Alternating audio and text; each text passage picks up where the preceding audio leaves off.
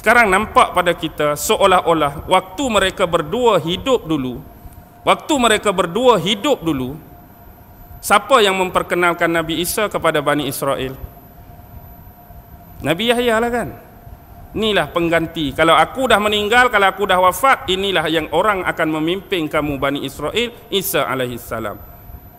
Dia yang memperkenalkan Nabi Isa seolah-olah benda ini akan kembali berulang bila dia turun melalui menara putih tadi.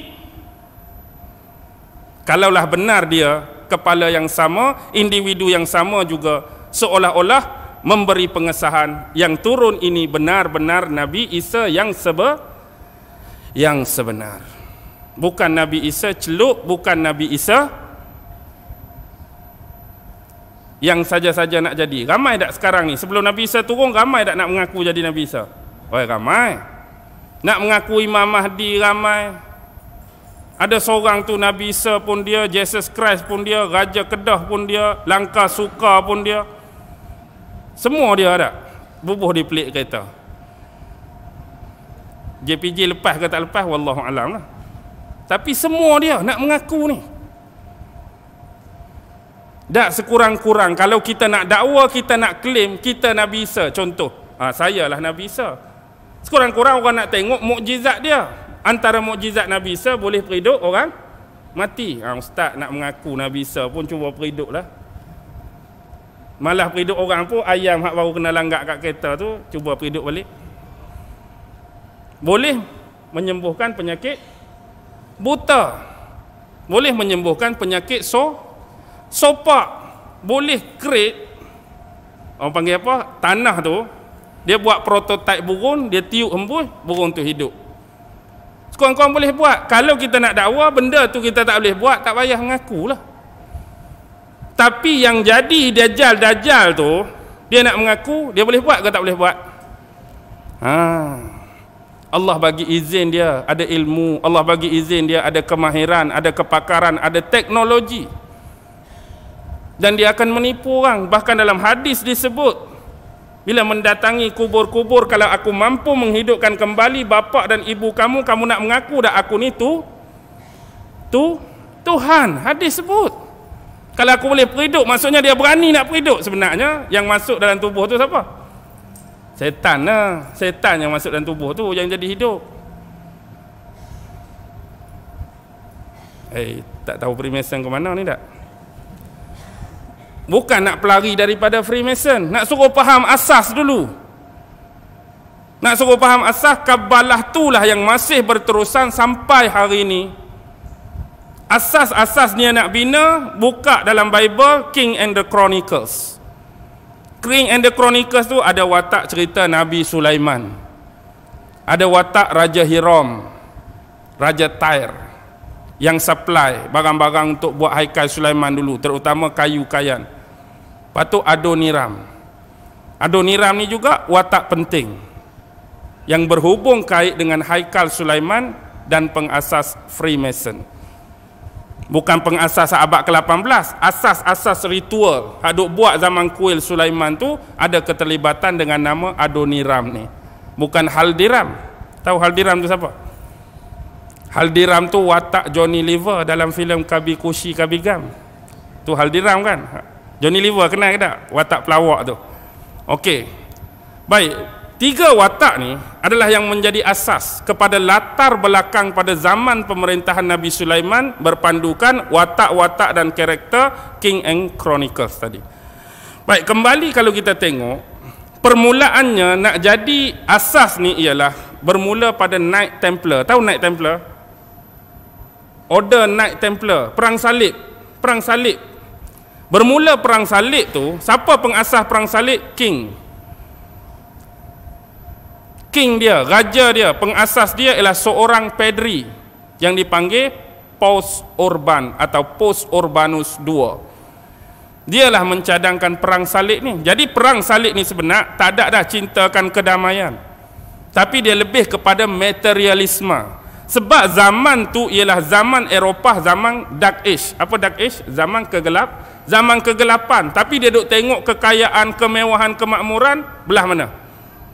Belah timur kan? di belah timur. Jadi mereka datang nak jajah, nak rebut balik hasil mahsul tadi, dan yang penting nak dapatkan bumi Palestin yang di dalamnya ada Jerusalem, iaitu Haikal Sulaiman tu. Jadi dia mengetuai satu konsili ataupun panggil persidangan Claremont. Jadi bermulalah tahun tu tahun 1095 Masihi. Jadi atas bantuan daripada raja-raja, pangeran-pangeran, bangsawan-bangsawan, tentera-tentera dan rakyat jelata, akhirnya jumlah yang besar dapat dikumpulkan untuk jadi tentera untuk mengemudi the Crusaders ni. Tentera-tentera salib tadi. Jadi sepanjang perjalanan ni, nak sampai 1095 sampai 1099 baru sampai Jerusalem. 4 tahun tengah jalan ni, mereka banyak bantai orang-orang Islam. Mereka bunuh juga sebahagian besar orang-orang Yahudi. Bahkan mereka sanggup belah perut-perut mereka sebab mereka nak emas permata. Mereka bimbang orang-orang yang belum mereka sampai tempat dia ni menyembunyikan emas dan permata tu secara telan, takut orang rampas. Jadi dia telan, mereka sanggup belah perut-perut nak tengok, nak cek ada emas ke tak, ada batu ke tak, ada permata ke tak. Tapi bila belah, confirm tak ada kan? Confirm tak ada. Permata tak ada, emas tak ada, batu tu ada lah kot. Baik, kita kembali. Bila ini berlaku, 1099 baru sampai Jerusalem. Kepung pula 5 minggu. 5 minggu kepung. Akhirnya minggu yang kelima mereka berjaya pecah masuk. Dan inilah berlaku peristiwa paling sadis, paling menyayat hati dalam sejarah. Bahkan ini pernah diutarakan oleh salah seorang anggota perang salib, iaitu Raymond of Arguelles. Apa dia kata? Hal ini benar-benar sungguh menakjubkan. Dan hari ini aku dapat melihat kepala-kepala orang Islam dicantas satu persatu. Dan ada di antara mereka yang dipanah bertubi-tubi sehingga berselerakkan jatuh orang-orang Muslim dari menara-menara yang tinggi. Bahkan ada di antara mereka yang dikumpulkan dan dibakar hidup-hidup. Dan waktu itu tumpukan, gondolan kepala-kepala manusia, tangan-tangan manusia, kaki-kaki manusia, sehingga menyukarkan kami untuk mencari jalan yang sebenar. Maksudnya sebelum ni nampak jalan, ni bukan jalan, tapi bila terlampau banyak mayat tu nak tahu mana jalan kita hak sebenar ni. Faham ke tak tu? Macam tu di luar tu jalan, hak ni biasa. Jadi terlampau banyak mayat sampai nak cari jalan tak jumpa. Bahkan dikatakan tempat yang kuil Sulaiman, Hakai Sulaiman tu darah sampai ke buku lali, bahkan ada di bawah paras lutut. 2 hari saja mereka jarah, 2 hari saja mereka rata, hampir 40,000 Muslim mati terkorban.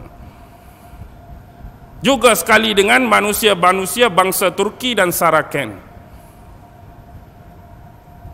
Ini yang pernah berlaku dalam sejarah. Mereka rampas Jerusalem dan mereka melakukan kezaliman dan penganiayaan ini. Sampailah 20 tahun kemudian, hampir-hampir 20 tahun, pada tahun 1118. 1118 ni barulah 2 ksatria daripada Perancis, Hugh de Payens dengan Godfrey de Saint-Omer, menubuhkan Knight Templar secara betul-betul dianggotai oleh 9 yang lain. Nah, mereka ni asalnya Knight Templar ni ialah tentera-tentera miskin yang percayakan Jesus Christ dan kuil Sulaiman. Tapi akhirnya sebab material tadi mereka jadi kaya. Mereka buat apa? Mereka kau untung melalui peziarah-peziarah Kristian yang datang daripada Eropah yang nak melawat bumi Palestin, terutama nak pergi dekat kuil ataupun Haikal Sulaiman tadi. Jadi bila tanah ni mereka dah jarah, orang-orang Eropah boleh datang sesuka hati. Jadi penziarah-penziarah Kristian terutama yang datang nak ziarah tempat ni, mereka buat satu sistem yang dipanggil credit and check. Hampir-hampir nak menyamai sistem perbankan sekarang. Dia start di sini dah. Kemudian mereka menjalankan urus niaga yang dikatakan pada awal abad-abad tu dikatakan kapitalis dah bermula dengan perniagaan berbasiskan bunga ataupun riba. Mereka jadi kaya serta-merta.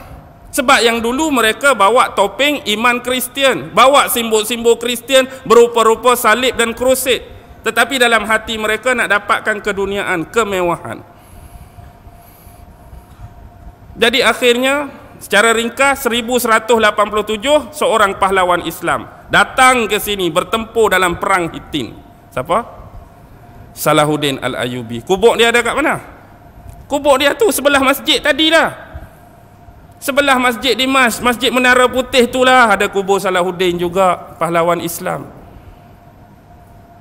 1187 perang, menang kita. Bila menang kita, mereka balik semula. Mereka balik, mereka pergi kawasan Eropah. Hak ni pula jadi pening raja-raja Eropah nak menangani politik mereka. Mereka pula dah serang-serang gereja, mereka dah serang padri-padri, mereka dah serang kependetaan. Sebab mereka duduk di Jerusalem, mereka jumpa satu benda. Hak bawah kuil Sulaiman, hak zaman Nabi Sulaiman tu, buku-buku sihir. Hak inilah digambarkan harta dalam filem National Treasure, lakonan Nicolas Cage tu kan. Mereka dah bawa balik kitab-kitab sihir ni. Hak teras dia aliran Kabalah tadilah. Bentuk-bentuk ritual, okult dan penyembahan bagaimana nak berhubung dengan iblis, syaitan dan dajjal. Jadi akhirnya kerenah-kerenah mereka ni dapat dihidu oleh raja-raja di Eropah. Akhirnya atas campur tangan orang-orang terpenting 1307 Raja Perancis Philip de Bell mengumumkan penangkapan anggota-anggota Knight Templar ni. Gabung pula dengan Pos Clement. Padri masuk serta, gereja masuk serta menyokong Raja Perancis tadi, maka ditangkaplah. Tangkap ramai. Lebih kurang selang 7 tahun kemudian 1314 Grand Master dia iaitu Jacques de Molay. Jacques de Molay ni dihukum, lalu dia mati. Kemudian geng-geng hak lain ditangkap tu dibicarakan. Tapi proses pembicaraan ni kalau kita buka sebuah buku tulisan Nesta Ash Webster tu, Secret Society and Submersive Conversion ke saya lupa. Dalam tu banyak penyataan-penyataan yang tak masuk akal. Sewaktu berlaku pendakwaan terhadap anggota-anggota yang masih belum dihukum tadi. Tapi walaupun demikian hakikatnya ada mereka yang berjaya lolos dan lari. Mereka berjaya lolos di bumi Eropah, lari di bumi Eropah, agak-agak nak pergi tempat mana paling selamat. Jadi sebelum berlaku 13-14 pada hukuman Jacques de Molay tadi, 13-12 mereka cari satu-satunya negara di bumi Eropah yang tidak percaya kepada gereja Katolik pada abad tu. Siapa? Negara mana? Satu-satunya negara yang tidak percaya kepada gereja Katolik ialah Skotlandia. Scotland. Mereka pergi ke Scotland, minta perlindungan. Siapa Raja Scotland masa tu? Robert de Bruce. Robert de Bruce lah lindungi mereka. Akhirnya mereka bergabung dengan siapa? Di sinilah start mereka nak bergabung dengan geng-geng hak datang daripada banjaran Kaukasia, banjaran Eurasia, hak keluar daripada tembok-tembok Zulkarnain. Hak keluar daripada tembok-tembok Zulkarnain dah keluar, mereka naik ke arah utara, kemudian mereka jadi orang-orang Viking, kawasan negara-negara Skandinavia. Pernah dengar orang Viking? Pelaut-pelaut yang hebat. Lalu lama kelamaan mereka tukar sejarah di sini. Asal mereka bangsa lain, asal mereka Normandy dengan Celtic, tapi kemudian mereka tukar sejarah. Mereka katakan mereka sebagai berbangsa Anglo-Saxon. Jadi bila mereka jadi Anglo-Saxon, mereka tinggal di tanah besar ni. Mereka jadilah tukang-tukang batu, tukang-tukang pembina. Bergabung pula dengan geng hak lari tadi. Lalu terbentuklah Lodge Freemason yang pertama di dunia, Scottish Rite. Inilah secara rasmi barulah dikatakan Freemason benar-benar wujud. Tapi benda hak bawa tu hak zaman Namrus lagi, isi Kabalah dia. Sebab tu siapa yang jadi ahli Freemason, kalau setakat naik pangkat, dia boleh ditabalkan di mana-mana lodge seluruh dunia. Tapi bila dia dah masuk 33rd degree, 33 tahap degree dia perlu ditabalkan di Scotland untuk dapat PhD dia tu, PhD Freemason. Dan dia ada upacara salam, di belakang dia tu mesti ada gambar seorang budak. Gambar seorang budak pakai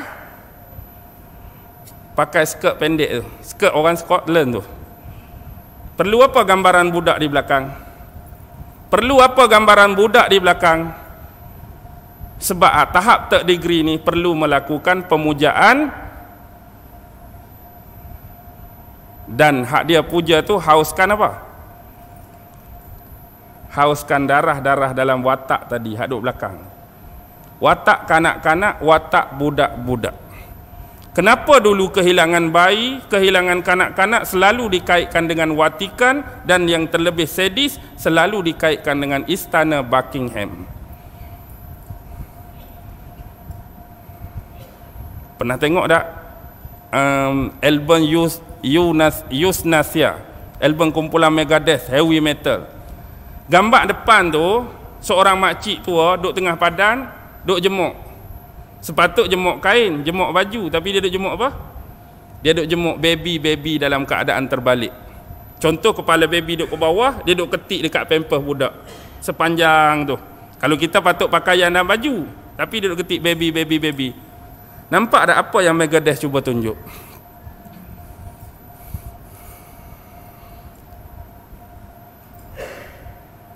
Faham ke tak ni?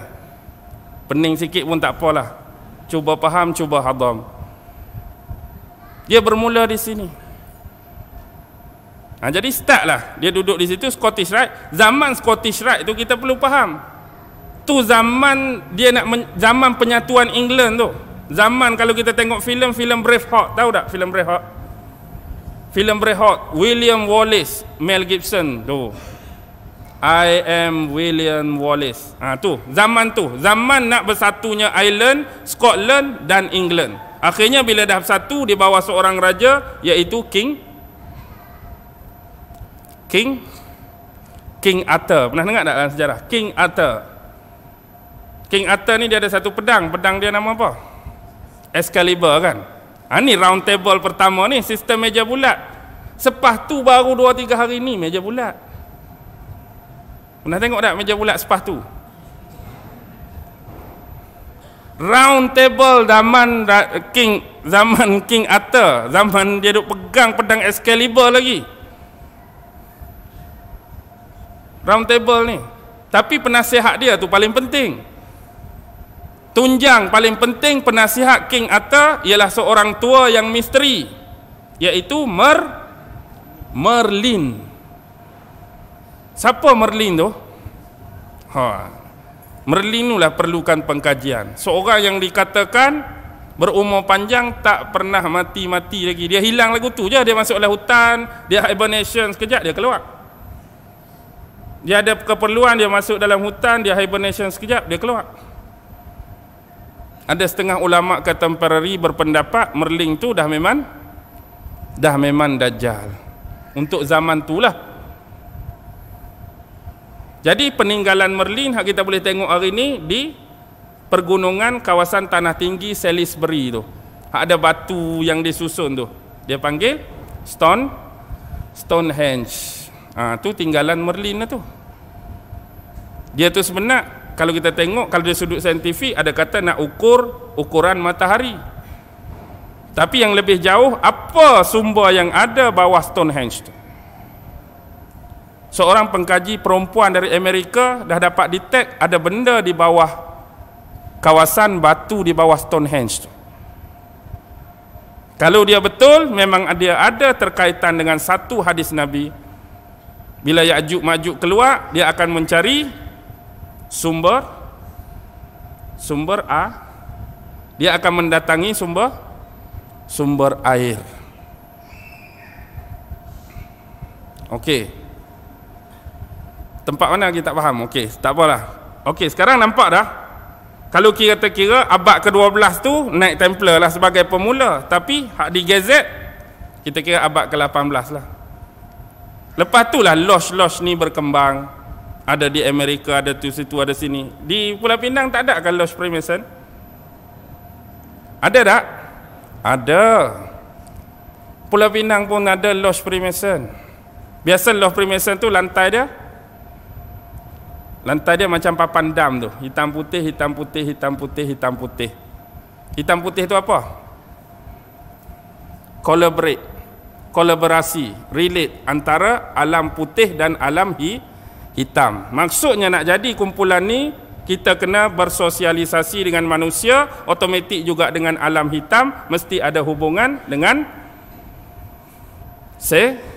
setan dan iblis. Ingat.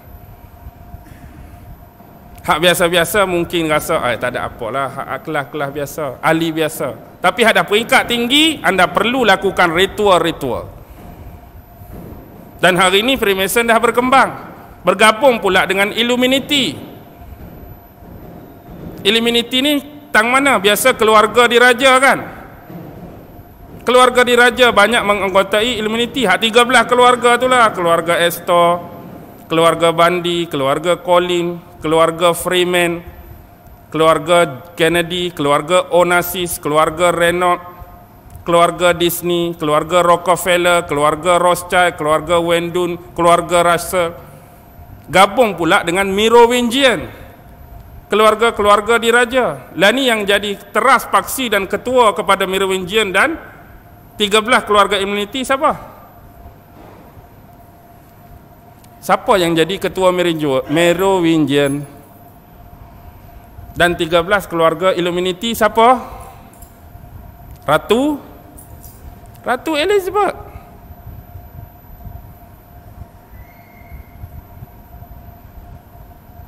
Lepas tu bergabung pula dengan hak lain.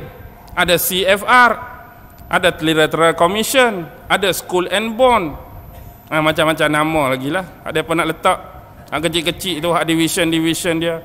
Tapi hak teras ada pada Freemason, ada pada Illumination. Yang pasti kita nak suruh faham benda ni lama dah. Agenda ni nak dibawa oleh siapa? Oleh Namrus lagi. Dulu dia nak buat OWG, One World Government. Dan hari ini dia buat dalam bentuk baru NWO, New World Order. Sebab apa mereka nak ratah sangat Baghdad? Pasal apa nak serang sangat Iraq? Mungkin ada kepentingan Saddam Hussein, mungkin kata bak peluru berpandu, mungkin kata bak peluru tu, mungkin kata bak minyak, mungkin kata bak tu. Tapi ingat, ini bumi siapa? Ini bumi nenek moyang dia dulu. Tamadun Babylon ada di sini.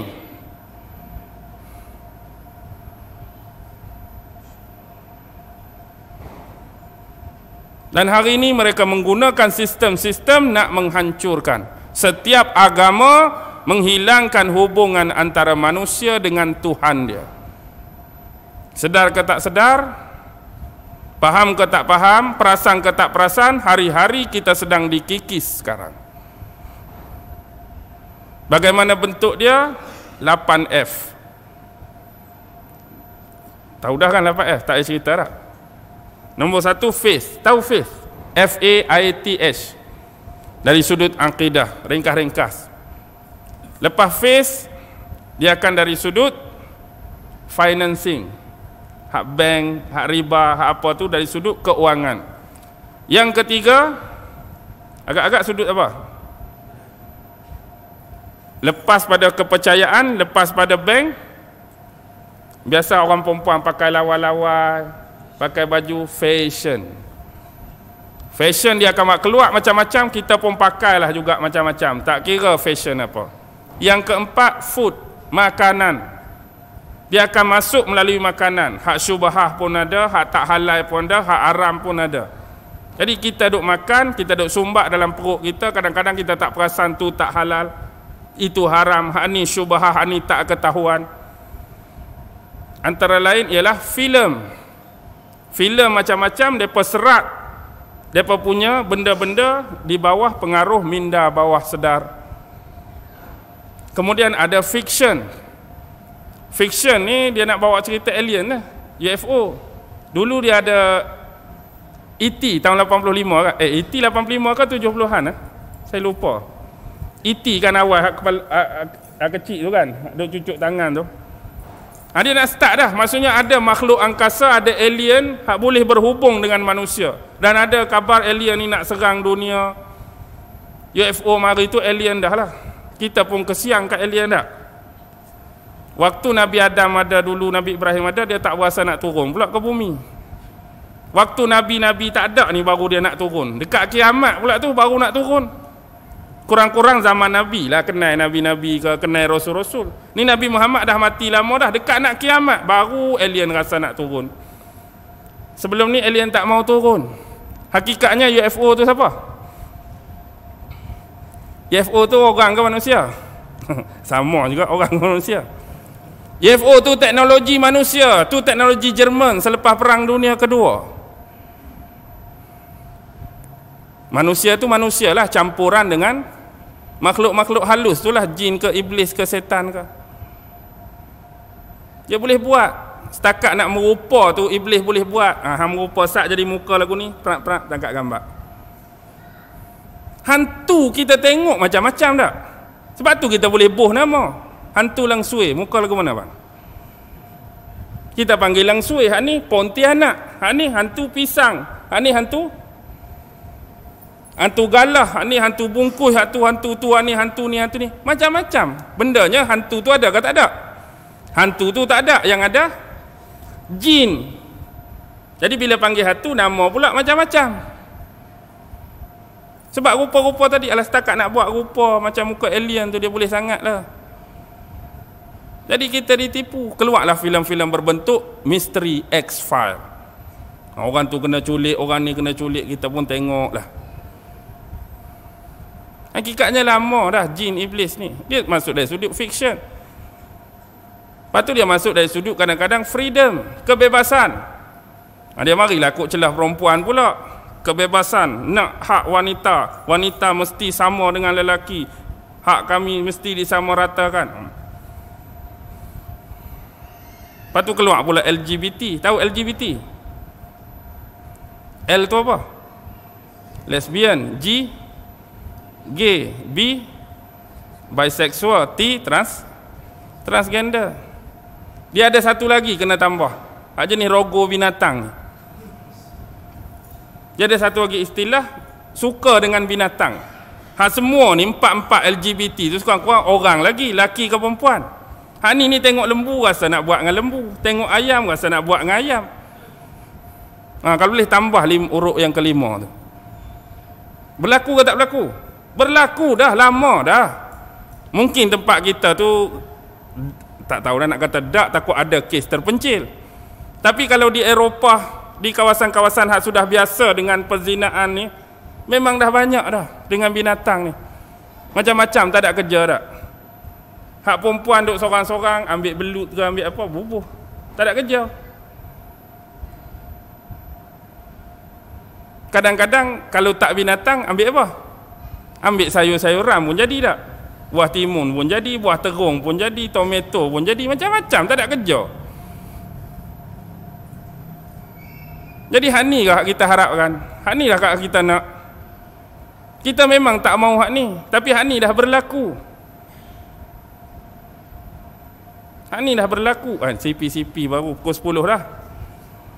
Boleh berhenti dulu tak? Boleh berhenti dulu tak? Kita sambung lain kali pula. Kalau Sungai Rau panggil lagi lah. Kalau panggil lagi kita mai. Walaupun ni first time, mari jauh ni. Saya mari daripada jauh. Bukan mudah. Relau tu je. Sebelah tu je relau tu. Dan insya-Allah ni sebab dah pukul 10, mungkin dah kita nak semayang isyak dah apa. Setakat malam ni saya nak bagi yang base, saya nak bagi yang asas, saya nak bagi yang dasar. Nak suruh nampak dulu. Benda ni sumber dia, punca dia datang daripada mana sampai tertubuhnya pertubuhan ni. Dan kalau ada masa kita akan terang lagi, kalau ada kesempatan, hak Freemason zaman moden ni. Bagaimana bentuk, tata cara, pergerakan, agenda dan susunan. Susunan ni sebenarnya dah ada dalam Book and Chronicle. Nama-nama tadi tu mereka dah menggerakkan cara susunan piramid mereka. Atas tu siapa, yang kedua siapa, yang ketiga ke siapa, yang bawah sekali golongan slave. Slave tu siapa? Hamba lah. Biasa hamba tu siapa? Tak mau mengaku pun kena terima hakikat. Hamba tu ialah kita lah. Kita ada tengah kena ugut, kita ada tengah kena perah, kita ada tengah kena zalim, kita ada tengah anaya ni. Haduk bawah sekali. Haduk terima kemewahan, haduk terima untung, haduk terima duit hari-hari, golongan atas tu. Golongan elit. Golongan tu lah duk perah kita, duk zalim kita, duk anaya kita. Jadi mereka ada agenda, mereka ada susunan yang terancang. Jadi ada yang dizahirkan, ada yang tersembunyi. Kita nak suruh kenal Freemason tu bukan apa. Sebab kumpulan ni lah yang digelar kumpulan elit sekarang. Haduk tengah pegang dunia ni masih lagi keturunan yang sama. Keturunan siapa? Keturunan siapa? Keturunan siapa mereka ni? Tak berani nak jawab. Rothschild, susu galur dia, nasab dia, salah silah dia sampai pada siapa? Namrus. Hak baki lagi? Fir'aun. Golongan yang sama, kumpulan yang sama yang masih memerintah dunia dulu sampai sekarang. Fir'aun dah mati, tapi kefir'aunan tak pernah mati lagi. Namrus dah mati, kenamruzan pun tak pernah mati lagi. Kefir'aunan dan kenamruzan masih lagi memerintah dunia sampai hari ini. Jadi saya boleh sudah pukul 10 ni. Saya sudahi dengan lafaz yang mulia. Wabillahi taufiq wal hidayah. Wassalamualaikum warahmatullahi wabarakatuh. A'udzu billahi minasyaitonir rajim. Bismillahirrahmanirrahim. Allahumma innaka ta'lam anna hadhil quluba qad ijtama'at ala mahabbatik waltaqat ala ta'atik wa tawahhadat ala da'watik wa ta'ahadat ala nusrati syari'atik fawassikillahumma rabitataha wa adimuddaha wahdiha subulaha wamla'ha binurika alladhi la yakhbu washrah suduraha bifaidil imani bik wa jamilit tawakkuli alaik wa ahyiha bima'rifatik wa amitha ala syahadati fi sabilik innaka ni'mal maula wa ni'man nasir wa sallallahu ala sayyidina Muhammad wa ala alihi wa sahbihi wa sallam subhana rabbika rabbil izzati amma yasifun wa salamun alal mursalin walhamdulillahi rabbil alamin. Allahu akbar.